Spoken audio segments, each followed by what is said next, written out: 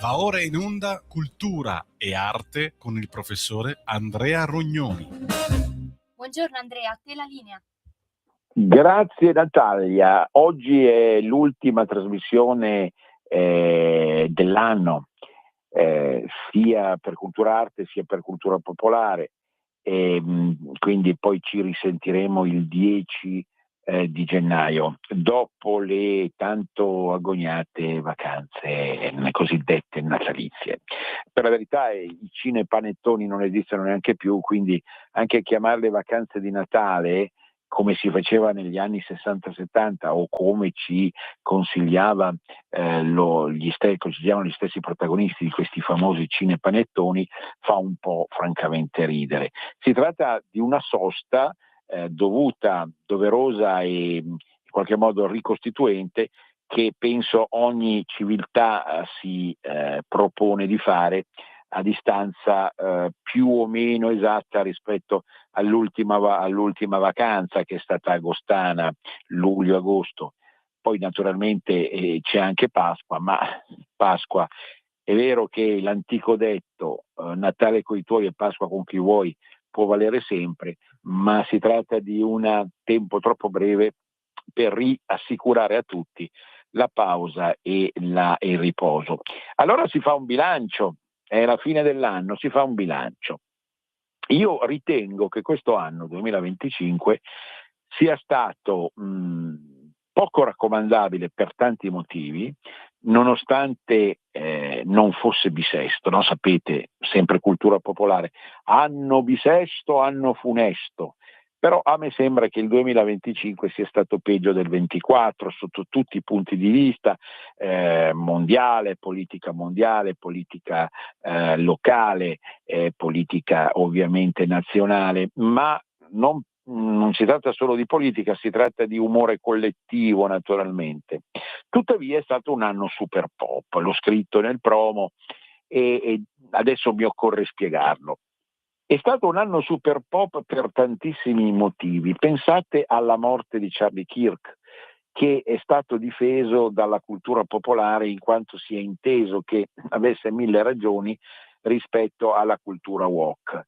La cultura woke è affine alla cultura radical chic, non è una cultura popolare, è una cultura indotta da delle elite, da dei gruppi di elite, spesso volentieri finanziariamente felici e prospere, che convincono i giovani, i giovanissimi, che esistono persone di stampo cosiddetto fascista, diciamo repressivo, anacronistico, eccetera, eccetera, che vanno in giro a mettere parole che non hanno senso. E uno di questi era ritenuto nel mondo Charlie Kirk ed ha pagato anche le conseguenze. Ma naturalmente la risposta, la reazione di tutto l'autunno da parte di molte genti è stata ferma e chiara, appunto, molto dolore per avere fatto fuori un personaggio di tale levatura, che poteva avere anche sicuramente mille difetti come tutti, ma diciamo, era riuscito a rappresentare il buonsenso, già il fatidico buonsenso. Il buonsenso ci consigliava, per esempio, anche all'inizio dell'anno, parliamo di gennaio-febbraio del 2025, che la guerra sarebbe finita e che qualcuno dotato di superpoteri sarebbe riuscito in qualche modo a convincere qualchedun altro, altrettanto importante e superbo, che insomma era il caso di porre fine alle ostilità. In parte tutto questo meccanismo è riuscito un po' zoppicante con la guerra israelo-palestinese, la striscia di Gaza e compagnia bella, nel senso che insomma si è un po' quietata questa ostilità, nonostante poi ci sono ancora dei problemi, ma non voglio entrare in posizioni che non mi interessa qui. Dal punto di vista della cultura popolare, questa guerra in maniera forte e spudorata non esiste più. C'è ancora l'altra guerra, naturalmente, che ci affligge tantissimo e in un certo senso ci provoca ancora più dolore, proprio perché riguarda l'Europa. È difficile venirne a capo. Il mondo popolare è affranto perché vede due imbelli da una parte e dall'altra a capo di questi stati che non cedono, non vogliono cedere e in qualche modo, passatemi la battuta, preferiscono vedere più morti che vivi felici, più morti ammazzati che vivi felici. Eh, Tutto questo certo risponde a una logica perversa che è comunque insita nel fondo dell'essere umano. E alzare bandiera bianca è difficile, è un atto di coraggio sicuramente, da parte di chiunque, voglio dire. Ma questa benedetta bandiera bianca non la vuole alzare più nessuno per tantissimi motivi. È stato un anno super pop perché comunque ci ha abituato a pensare e a capire che più ci addentriamo in un certo problema, più cerchiamo di risolverlo con profonde riflessioni, automatismi a sfondo o religioso non popolare, teologico, o con delle presunte soluzioni di tipo tecnico, militare da una parte, di tipo politico in senso stretto e come dire scivoloso, non si arriva a capo di niente. Non si arriva a capo di niente proprio perché certamente non è esattamente la mia posizione, io riporto quella che è l'idea di tanti. Di fronte a questi superpoteri di certi personaggi mondiali si finisce per inchinare la testa, si spera che essi rappresentino veramente la volontà popolare, ma si hanno dei dubbi, ci sono delle perplessità che sono riferite proprio ai caratteri anche molto diversi di questi grandi superuomini, Übermensch, no? Diceva Nietzsche, no? Che aveva capito che Nietzsche la civiltà stava andando, aveva già capito 100 e rotti anni fa che la civiltà stava andando verso queste soluzioni, ecco, davvero delle soluzioni personalistiche che sarebbero state ripescate fin dal retro della storia, pensiamo a Cesare, Napoleone, ovviamente per non parlare dei grandi dittatori del Novecento, per riuscire in qualche modo a mettere a posto la faccenda. Perché appunto evidentemente il mondo autenticamente popolare, i pueblos, i popoli non hanno più quella forza, non hanno più quella compattezza, non hanno più quell'identità che serve per riuscire a risolvere senza ricorrere a personaggi superuomini tutto questo. E questo l'ha capito il mondo popolare, la cultura popolare l'ha capito e ci piange anche sopra, chiaramente, ci piange sopra per l'impotenza complessiva che trova di fronte alla realtà. Poi il mondo popolare dà delle risposte diverse, una risposta religiosa, insomma, per capirci alla Padre Livio che invoca Maria per mettere fine a tutto, una risposta più laica o addirittura laicista che vede in soluzioni di compromesso strettamente economico quella che è lo scioglimento dell'impasse, e ancora altre soluzioni che vengono messe in campo a seconda anche di persone, commentatori, ovviamente opinionisti, tante persone che dicono la loro a seconda dell'umore, della specificità dell'educazione che hanno ricevuto. E qui naturalmente va a scontrarsi una dimensione più collettiva con una dimensione tipicamente individualistica che è della nostra epoca. Ma più in generale l'anno è stato proprio super pop anche per questa intima crasi, brutta parola di origine greca, no? Cioè contrasto profondo tra appunto tutti e i qualcuno, fra i tutti e i qualcuno.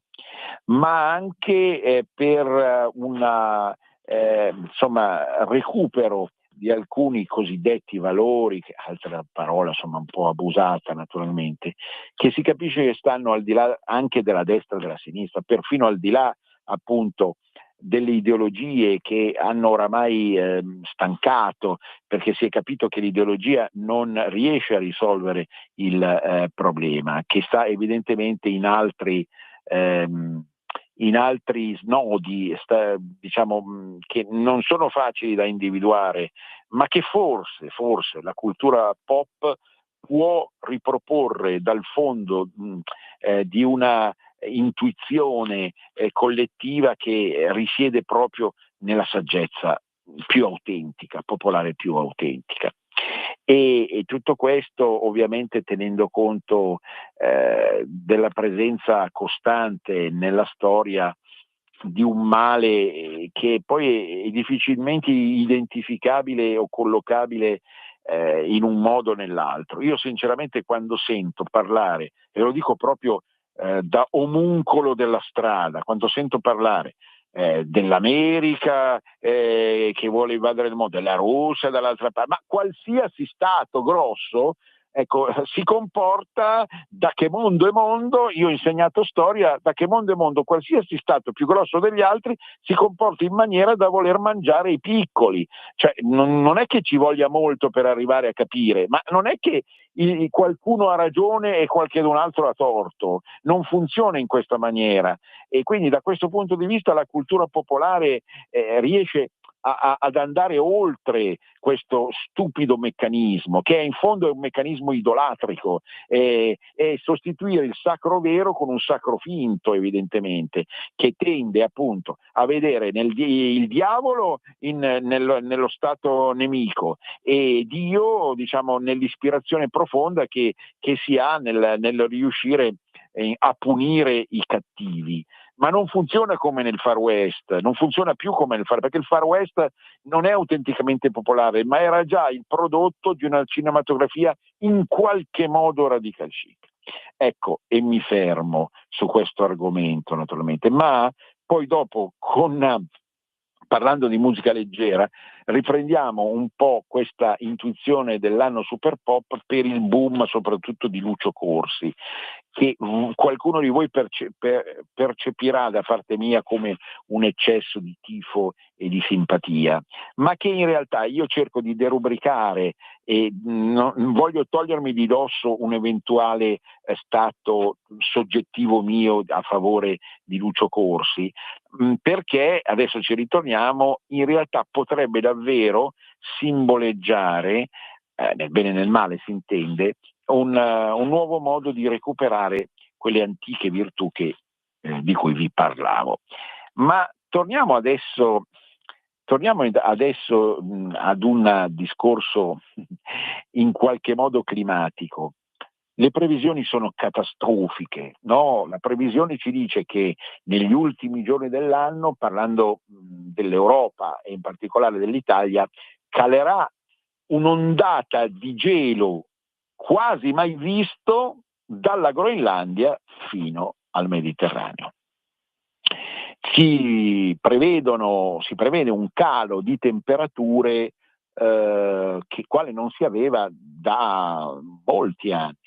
Si parla appunto di minime -3 e massime 0, ovviamente specialmente in Padania, e comunque un abbassamento generale anche in tutta Italia.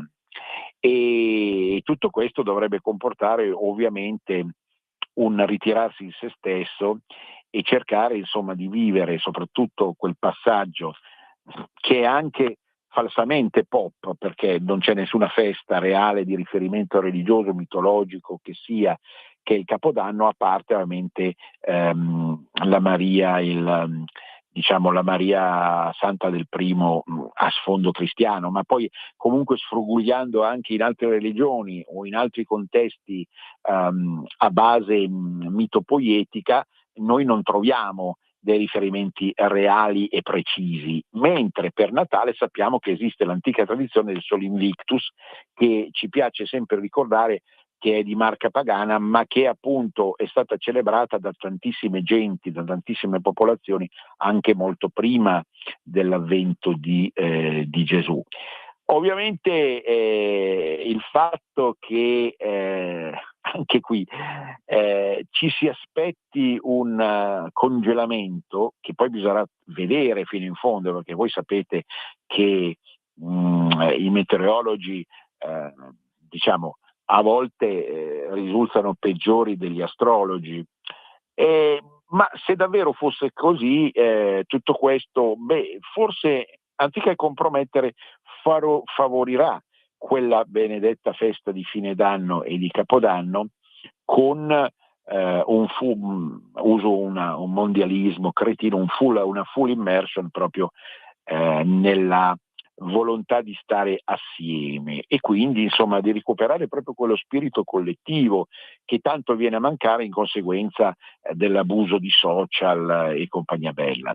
E tutto questo poi induce ancora a pensare quanto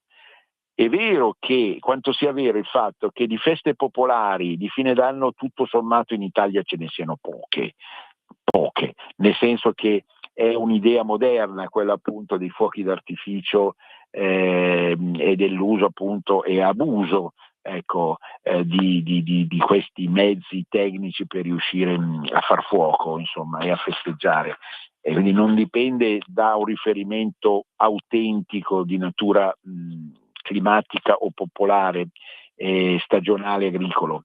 Ma è anche vero che poi dopo la libertà, che pur sempre deve essere sovrana anche all'interno della cultura pop, ci indica quanto le feste o private o in contesti alberghieri, ristoranti, vedo ancora tanta pubblicità nelle varie televisioni che per esempio in tutta la pianura padana e anche in zone già gravate in passato da freddi più intensi, proprio come lungo la valle stretta del Po, ecco, tutte queste possibilità siano in qualche modo stimolate proprio dall'aumento del gelo e dall'abbassamento delle temperature, nel senso appunto di ritrovarci fiato a fiato, cosa che, non dimentichiamocelo mai, negli anni del Covid non era più possibile. Quindi quando si riesce a riguadagnare una certa virtù, una certa chance, quella appunto di convivere almeno qualche ora con una massa di persone, ben venga.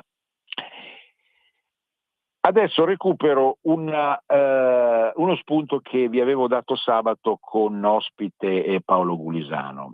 È uno spunto che riguarda appunto il rilancio di un film che era passato tantissimi anni fa, pensate un po', 62 anni fa, nel 63, per qualche giorno nelle sale cinematografiche. Appartiene alla cultura popolare perché pescando nella dimensione storica, che è sempre una costola importante della cultura pop, perché è memoria collettiva, memoria condivisa, anche quando si parla di personaggi o spunti che riguardano la cultura più alta, ma è una cultura alta che poi trova proprio nella rappresentazione cinematografica in epoca novecentesca una traduzione più bassa. Ed è proprio il caso della rabbia, di questo straordinario film che viene rilanciato appunto da questo libro che io ho già citato e che torno a citare. Alessia Cervini, La rabbia. Questo libro della Cronopio Edizioni, questo libretto libercolo rende ragione di un piccolo miracolo che man mano che si avvicina a questo Natale, forse per opposizione, perché il titolo non è natalizio, ma la cultura pop vive di ossimori, vive di contrasti, vive della profonda dialettica fra il bene e il male, fra il caldo e il freddo, come vi ho detto poco fa, di Dio e del diavolo. E quindi questa rabbia uscì nel 63, nella primavera del 63, nelle sale cinematografiche, era firmata come sceneggiatura da due persone che non penseresti mai avessero potuto in qualche modo collaborare. Parliamo probabilmente dei due più grandi intellettuali padani e italiani del secondo Novecento. Giovannino Guareschi, dalla zona di Parma, e Pierpaolo Pasolini, friulano, e poi bolognese, poi ancora romano, come inserimento in un contesto di cui poi raccontò anche attraverso i suoi film lo spaesamento e la degenerazione, quasi prefigurando una forma di levismo 1.0 nel criticare Roma stessa, che lo aveva risucchiato e lo aveva in qualche modo portato a una sorta di masochistica depravazione. Non sono mie le parole, ma sue. Ora, La rabbia, questo film, era diretto da un certo Ferranti come regista, ma nella locandina appaiono proprio le facce, no? Oggi si dice metti la faccia, e fu così, le facce di Giovannino Guareschi e di Pierpaolo Pasolini. Ma cosa ci azzeccavano, direbbe il noto politico e giurista Molisano, che ci azzeccavano fra di loro Giovannino Guareschi e Pierpaolo Pasolini, nonostante abbiamo visto fossero tutte e due di genesi padana, ma ovviamente la visione del mondo era esattamente opposta l'una rispetto all'altra.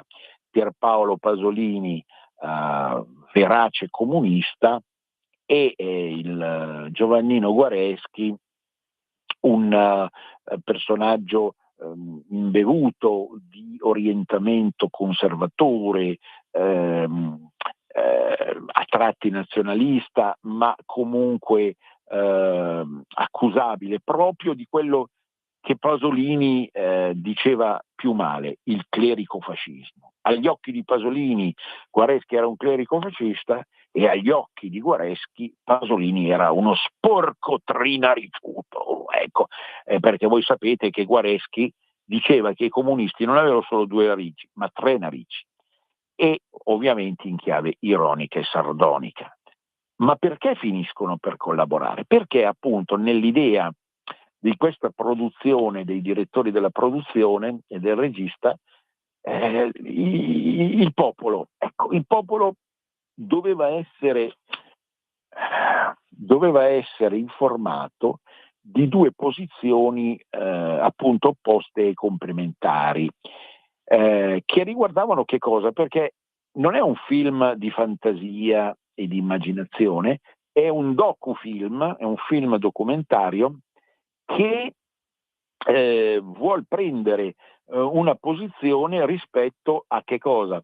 A quello che è accaduto nel mondo tra il 45 e il 62, in quegli incredibili 17, si badi bene numerologicamente infelici, anni che hanno preceduto un 63 incredibile. Ne avevamo già parlato con Golisano l'altra volta, il 63 del grande abbraccio progressista, molto fra virgolette, tra Khrushchev russo, Kennedy americano, e Papa Giovanni XXIII. Ora, uscendo poi nel 63, doveva il film comunque ricucire, giudicandolo, tutto il tessuto pregresso. È ovvio che la fattualità reale di questo elaborato cinescrittorio fu molto molto pesante, e la risposta della gente fu negativa. dopo pochi giorni, causa appunto una scarsa affluenza nei cinema, il film venne tolto. La rabbia perché? Perché esiste una rabbia di sinistra e una rabbia di destra, una rabbia pasoliniana e una rabbia guareschiana, di fronte a un problema che era il problema proprio di come mai dopo la guerra non ci fosse stata una vera svolta democratica, ma fossero avvenute delle cose assolutamente poco piacevoli, che insomma al di là dell'apparente boom economico che caratterizzava quegli anni, riproponevano degli squilibri e delle incompressioni e dei contrasti. Questo problema veniva ricondotto da Guareschi alla incapacità di riuscire a organizzare gli stati, nella fattispecie soprattutto quello italiano, ma anche di stabilire un sano ordine, diciamo così, più grande, a causa di alcuni fattacci. Per esempio, nella parte, perché la prima parte l'aveva scritta Pasolini, la seconda parte Guareschi. Nella parte di Guareschi si accusa il processo di Norimberga, perché lì si dice da parte di Giovannino, si dice appunto che gli americani sedevano nel tavolo dei vincitori, ma forse erano più criminali dei nazisti, perché avevano appunto sganciato la bomba atomica e avevano risposto peggio di quello che avevano subito e che l'Europa aveva subito da parte dei nazisti. Questa posizione è una posizione tipica del pensiero di destra, di una destra molto avanzata nel senso estrema anche, di cui compartecipava in qualche modo Giovannino, e che sentirete anche molto non da questa radio, che è una radio liberal leghista, ma sentirete proprio da quegli intellettuali che sono vicini a posizioni di estrema destra e che ritengono l'America la fonte di tutti i mali. Certo ragazzi, sappiamo tutti come sono fatti gli americani, spacconi, protervi, mangiastati e armaioli, lo sappiamo tutti, però chiediamoci, e lo dico proprio con lo spirito più liberal democratico possibile, se non ci fosse stata l'America come sarebbe andato il mondo. Si parla in questo caso di ucronia, cioè di immaginare come sarebbero state le cose se non fossero state come sono state. Giovannino, peraltro, non è una critica nei suoi confronti, aveva ragione nella misura in cui ovviamente tutta una impostazione americana era stata molto violenta e aveva perfino riciclato alcuni personaggi nazisti per andare sulla Luna, e mi fermo qui. Però criticare va bene, trovare delle soluzioni è un po' più difficile. Dall'altra parte Pasolini, appunto, quando vide la sceneggiatura del Guareschi e si rese conto per esempio di questo giudizio, disse no, ma io non sono assolutamente d'accordo su questo fatto, perché non c'è niente di più grave, pesante, maledetto del nazismo. E qui bisogna anche dargli ragione da questo punto di vista al Paso, che comunque abbiamo visto oramai, sono serviti tutti questi anni, è diventato un personaggio al di là della destra e della sinistra. Anche Guareschi lo può diventare, purché purificato da alcuni spunti che erano più in qualche modo epidermici che profondi. E il Guareschi, lo ha detto proprio il nostro amico e collega Gulisano, in realtà aveva capito quali erano i limiti di una stessa democrazia liberale e proponeva in realtà una riorganizzazione che ripartisse dal profondo dei cuori, anche in chiave soprattutto cristiana.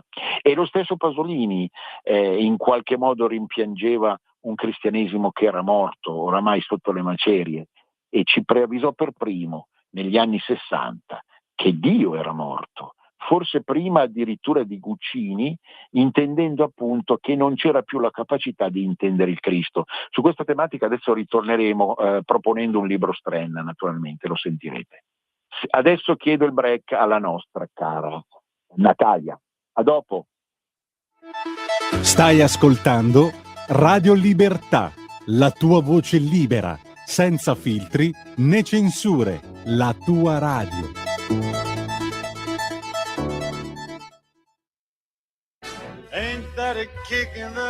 Ascolta i tuoi programmi preferiti, le notizie, la musica che ami e non solo. Con l'app di Radio Libertà puoi interagire con i conduttori, anche quando sei in movimento. Non aspettare, cerca Radio Libertà nello store del tuo smartphone o tablet e scarica l'app gratuitamente. Radio Libertà, tutta la radio con te. Scopri di più su radiolibertà.net. Semplicemente la tua radio.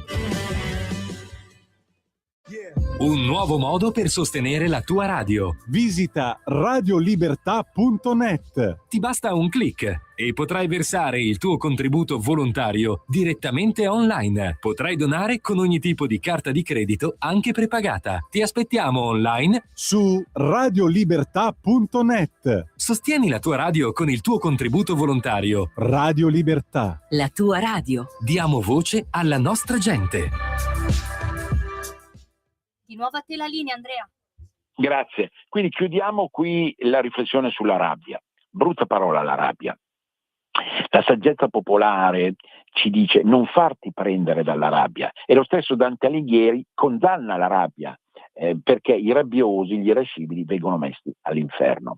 Ma il titolo di quel film, di questi due giganti della cultura nostra, appunto Guareschi e Pasolini, cercava appunto di far intendere quanto il popolo fosse arrabbiato di come erano andate le cose.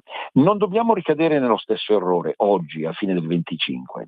Non dobbiamo essere soltanto arrabbiati per Charlie Kirk, arrabbiati per come non si riesca a risolvere il conflitto russo-ucraino e come non si sia risolto neanche completamente quell'altro conflitto israelo-palestinese. Non dobbiamo solo essere arrabbiati, non serve a niente, se no finiamo alla stregua di quel famoso congrega Askatasuna, appunto, che per rabbia spacca tutto. E viene perfino difeso, ho sentito Radio Rai 3 difenderli perché in fondo poverini non bisogna criminalizzare certe minoranze. Ma non so, cioè, la cultura popolare rifiuta queste prese di posizione tipicamente radical chic. Ecco, adesso volevo parlare un po' di una televisione che viene sbrigativamente chiamata privata, ma non esistono più le televisioni private, sono televisioni che non sono riconducibili o a gruppi o alla realtà nazionale o a gruppi di forte cartello come Mediaset o altri appunto che ci sono in giro per la penisola. Voglio parlare di questa televisione perché ritengo, al di là diciamo di chi l'ha fondata, di come viene diretta strettamente sul piano ideografico, non ideologico, che tutto sommato possa costituire una compagnia accettabile, lodevole, ed è Telecolor. Io non ho nessun interesse a parlare bene di Telecolor e se vogliamo parlare delle ombre le diciamo pure, troppa pubblicità che certo serve per riuscire a mantenere l'azienda, una conduzione forse fin troppo familiare, al di là della simpatia che evocano le tre figure femminili che vanno in trasmissione, eccetera, eccetera, eccetera. Io parto da dei dati statistici perché il successo è evidente, ma il successo, e quindi sto dicendo bene adesso, soltanto adesso in questo minuto, il successo è legato a trasmissioni che riescono ad essere seguite. Non sono le trasmissioni talk show, appunto, dei grandi cartelli nazionali, eccetera, eccetera, dove ci si accapiglia, dove si rifinisce per ripetere le stesse ossessive concetti. Le trasmissioni di Telecolor riguardano o la realtà locale, lombarda, emiliana, tratti venete e piemontese, oppure anche e soprattutto direi in fascia serale le trasmissioni di medicina che sono, e trovo personalmente, è una mia posizione naturalmente, voglio che la condividiate per forza, molto interessanti, con personaggi sia istituzionali sia più afferenti alla medicina alternativa, ma comunque su questioni che riguardano appunto la gestione del proprio corpo, che a questo punto, vedete, la cultura popolare ne sa qualcosa perché va a ondate, ridiventa fondamentale nella misura in cui, di fronte all'impotenza che noi sentiamo rispetto al mondo, a come viene gestito il mondo, oramai in mano a questi signorotti, no, Übermensch, dobbiamo recuperare come senso ultimo della nostra esistenza. Aveva ragione ancora una volta Pirandello, come alternativa ai lanternoni ci sono i lanternini. Fu Mattia Pascal, perché col lanternino del nostro corpo diamo un senso alla nostra esistenza. Che cosa ci rimane alla fine se non il nostro corpo? Ma non per individualismo, anzi è un corpo esteso a tutti gli altri corpi, e in queste trasmissioni si parla di come riuscire a comunicare tra corpi malati anche non gravemente, si intende, perché tutti in qualche modo siamo malati, si badi bene, non esiste un sano in senso assoluto, e quindi proprio nel trattare non le malattie più gravi, ma le malattie che comunque incidono sulla sofferenza a qualsiasi età, diventa interessante capire come esista una filosofia della medicina da recuperare in senso schiettamente popolare, e questo ci permette la beata Ditta Baronio, con queste tre figure femminili, la madre appunto e le figlie, che ci raccontano attraverso interviste non brillanti in senso filologico, linguistico, perché non si tratta di questo, ma capaci di andare al centro delle questioni e di ricondurci proprio a un interesse somatico, che in fondo è il primo approccio con la realtà, non per materialismo, al contrario, per una forma di più sottile spiritualità, di base pop, che è quella che ci induce a capire e comprendere che se non gestiamo meglio i nostri corpi, la società non funziona. Sentivate prima di me, no? Il bravissimo Zulin appunto dire come il problema dell'Italia, di un'Italia non autenticamente federale, siano gli ospedali. Perché gli ospedali? Perché gli ospedali sono nel senso ultimo la gestione dei nostri corpi, ma dell'anima che sta dentro i nostri corpi, non dimentichiamocelo mai. Quindi Telecolor poi è la trasmissione di cultura locale popolare tradizionale, mi viene in mente Rebelot, che è condotta da un mio caro amico bresciano, che ha anche collaborato al Centro Regionale delle Culture Lombarde con la sua sagacia e la sua profondità onnisciente, ma poi anche tantissime altre trasmissioni di informazioni sulla bassa che ci arrivano molto volentieri, proprio perché non possiamo pensare di vivere nelle grandi città o in città più note adiacenti come se fossero le uniche città del mondo, e in questo senso anche in qualche modo, mi perdonerete, la cultura padana ne risente positivamente. La Telecolor, sì, prego Lisetta, un po' rapida sì, però perché poi ho tante altre cose, prego Lisetta.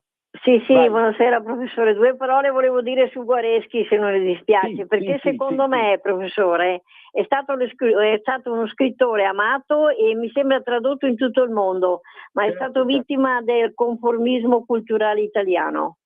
Assolutamente, grazie Lisetta, grazie. Certamente Guareschi, noi dedicammo anche un grande convegno, poi ci fu anche un bel convegno della credenza del Sant'Ambroise su Pasolini, ma noi per primi appunto rilanciammo Guareschi già una ventina d'anni fa, proprio perché si tratta di entrare nel cuore proprio della Padania, l'abbiamo appena nominata come una delle regioni o macroregioni più importanti dell'intera Italia, e che costituisce tanto per stare alla cantante che ha presentato Sammy oggi, un pezzo cuore.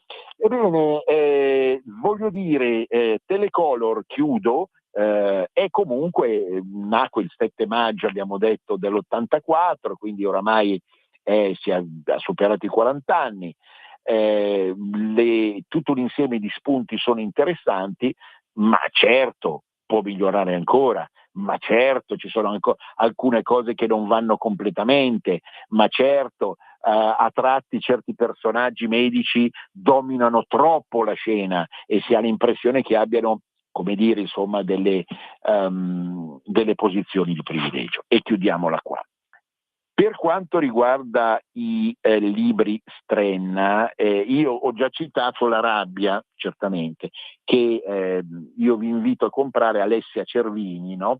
E ve l'ho già detta. Io vorrei parlare di altri libri Strenna che ho qui davanti, ovviamente, nella mia fastosa e autoironico biblioteca, ed è Benvenuti nell'era complessa. È un libro che si lascia apprezzare di Pierluigi Fagan, della Di Arcos Edizioni, perché non parte appunto da un'idea troppo dotta, elaborata, radicalscicchina e saputella, e ammette che facciamo fatica a capire l'era in cui viviamo dal punto di vista della cultura pop. Appunto, ecco perché il titolo Benvenuti nell'era complessa. È un'era troppo complessa. È stupido ridurla a degli schemi reali, come magari ho fatto anch'io in maniera beluina nella mia trasmissione, ma va appunto studiata con estrema calma, quindi ve lo raccomando. Un altro libro è sicuramente La lingua italiana, degli anni dell'Unità d'Italia, di autori vari, che è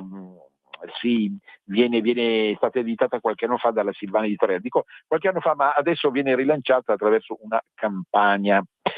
Ma io il libro, che poi in realtà vi avevo già citato, forse cripticamente, insomma sotterraneamente prima, è Vito Mancuso, Gesù e Cristo.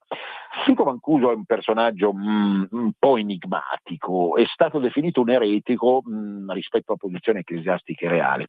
In questo libro, devo dire, è più apprezzabile che negli altri, proprio perché individua due persone in una. Vi ricordate che vi ho già parlato del problema della geminianità, che il mondo nel terzo millennio, dopo le Twin Towers, per arrivare alla fine brutale delle gemelle Kessler, ha proposto questa icona delle realtà gemelle.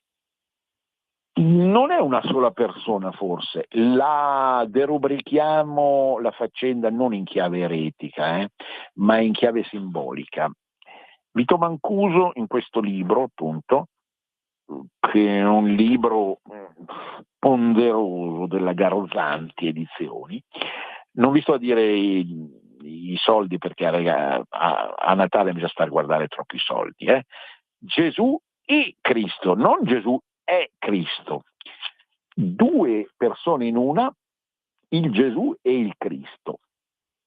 E Mancuso ci spiega, non vi spoilerò niente, mi spiace, vi spiega perché. Secondo me è un libro natalizio, perché il 25 nasce, secondo la tradizione cristiana e occidentale, altro che Übermensch, la più grande persona della storia, presunto figlio di Dio, ma assomma in sé due realtà complementari, che sono appunto il Gesù e il Cristo, Jesus e Cristo, che hanno degli elementi ovviamente anche di affinità, essendo gemelli, e poi in una persona ne dimentichiamolo, ma che ci portano e ci riportano, attraverso la riflessione mancusiana, ad una lettura più autentica del cristianesimo. Ci ritorneremo su questo libro, perché non è facile, però appunto per quelli che vogliono un po' riflettere durante queste feste va bene sicuramente. Poi vi volevo parlare di due riviste che vi ho citato in passato, che sono Terra Insubre e Linguaggio Astrale. L'ultimo numero di Terra Insubre propone tantissime cose molto interessanti. In chiave di cultura popolare c'è tutta la storia delle streghe lombarde, non perdetela. E qui si va per abbonamento, cercherete ovviamente su internet Terra Insubre e troverete anche la mail per poter ordinare un abbonamento. che vale la pena, perché poi Terra Insobre siamo arrivati al 113 numero, no? E voglio dire, è veramente una tra le migliori in assoluto pubblicazioni sulla storia delle regioni padane, in particolare della Lombardia occidentale. Nell'ultimo numero, 113, anche questo mio intervento su Gianni Brera, che il 19 dicembre del 92 passava a miglior vita in seguito all'incidente stradale, quindi c'è anche una ricorrenza. Ma nel mio articolo, nel mio pezzo, io cerco di andare al cuore della mentalità breriana e lo chiamo il vate eridano, non il vate padano, il vate eridano, perché Brera, con il suo giornalismo, con i suoi romanzi, con le sue interviste, anche a volte cordialmente antipatiche, ma giocava questo ruolo, no? C'è quasi un parallelismo con la Vannoni di Brera, mutatis mutandis come ambienti, ma lui andava al cuore di un mito, il mito di Eridano, cioè di questa costellazione che c'è in cielo e che viene specchiata in terra dalla nota macroregione. Al di là di questo, l'uso di certi termini, la genialità con cui egli affrontava l'analisi di un personaggio. Ricorderemo sempre Coppi, a cui è dedicato un libro, che dice Brera seppe allenarsi nella maniera giusta sulle nervose strade del Tortonese. Ecco, soltanto Brera avrebbe potuto dire una battuta di questo genere. Ecco, ho pensato con questo articolo che troverete su Terra Insobre 113 di fare il mio regalo di Natale, non per chiudermi in un mondo rispetto ad altri.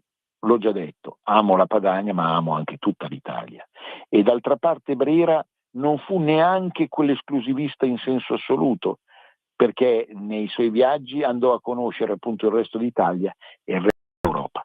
Montanelli ne fu impressionato, dico Montanelli, un personaggio affine per certi aspetti a Guareschi.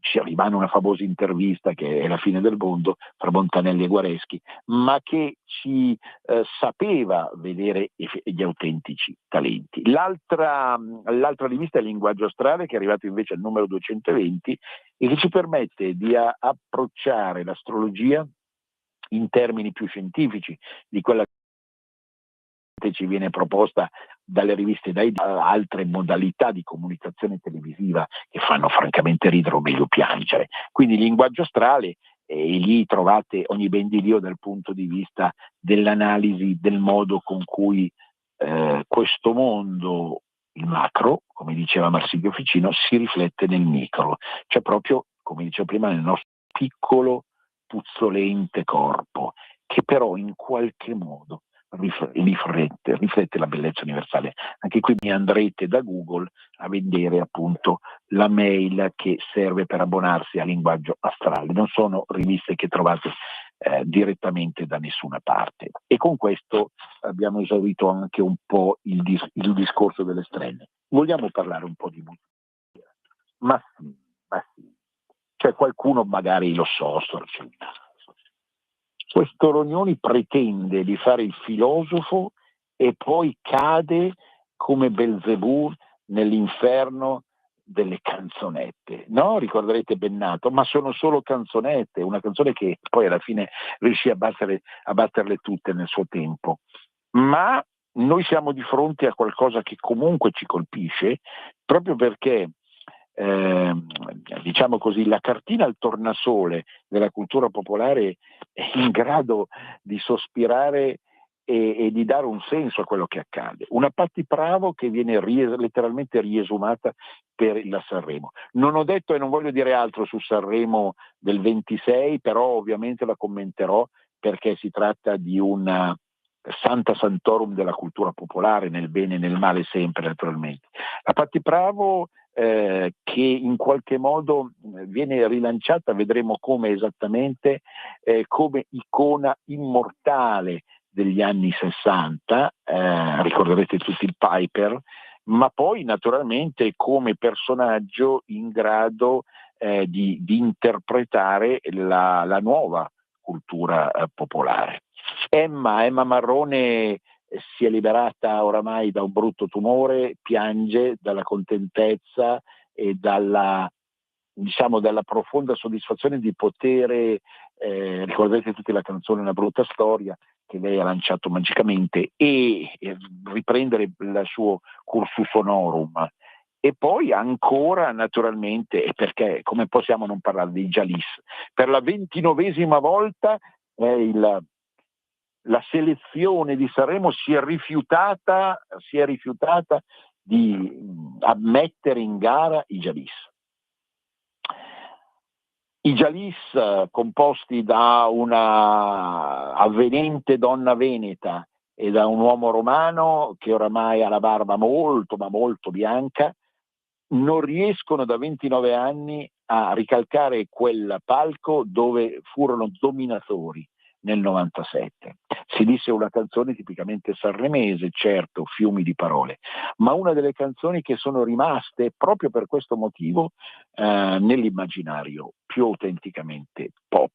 Fiumi di parole, certo, perché la nostra vita è così, è un fiume di parola, come le trasmissioni radio, ma senza questi fiumi di parole noi non sopravviviamo, statene certi. E poi ancora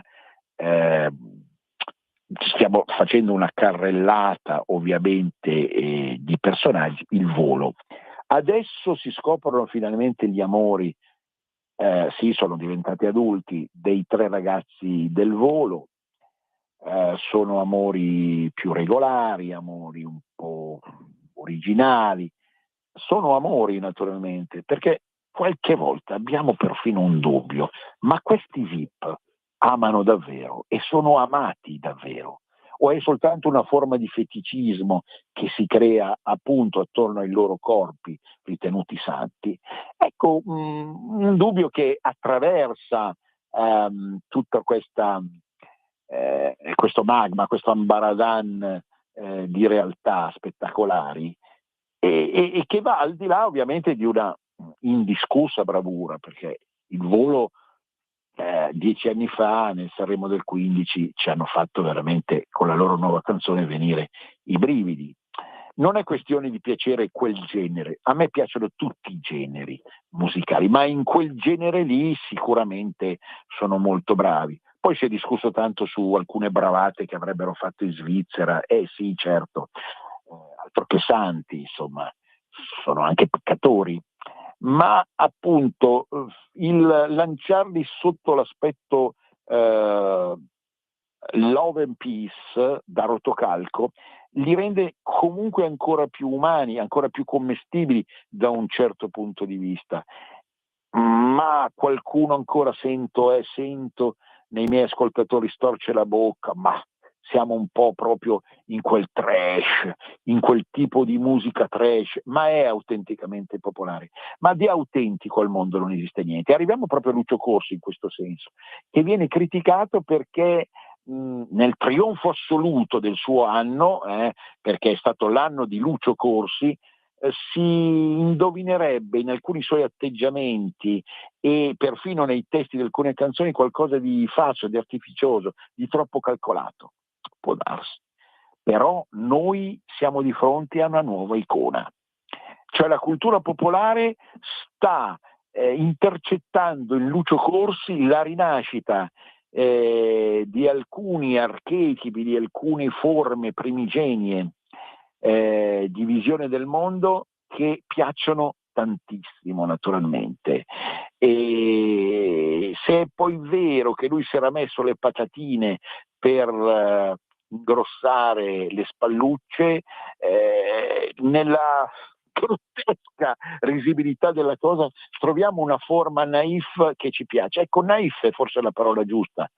La notte di Natale, ve l'ho già preannunciata, non la chiedo alla regista perché diventa troppo complicato andare a caccia di quella canzone. Sentitela voi, tanto oramai sulle piattaforme da Google o da altro si trova subito, La notte di Natale, ve l'ho già detto. sembrerà assurdo, ma grazie a Lucio Corsi noi riusciamo a riguadagnare il senso ultimo di una festa che forse avevamo perduto. E quindi il 2026 si apre con tantissime prospettive da questo punto di vista. Io chiudo, siamo alla fine, auguri pop per questo Natale. Nel promo ho messo una candela, che è l'immagine più semplice. Ritorniamo alla semplicità della cultura popolare. La candela, non l'albero. Certo, è bene che ci sia, intendiamoci, non equivocatemi, un bel albero e un bel presepe, ma dietro, nella notte, nel buio della notte, quella candela, quella lux, vera lux, che è il senso ultimo del nostro vivere, è il cuore di Cristo. Un grande abbraccio a tutti. Venezia risorga per sempre. Al prossimo anno. Avete ascoltato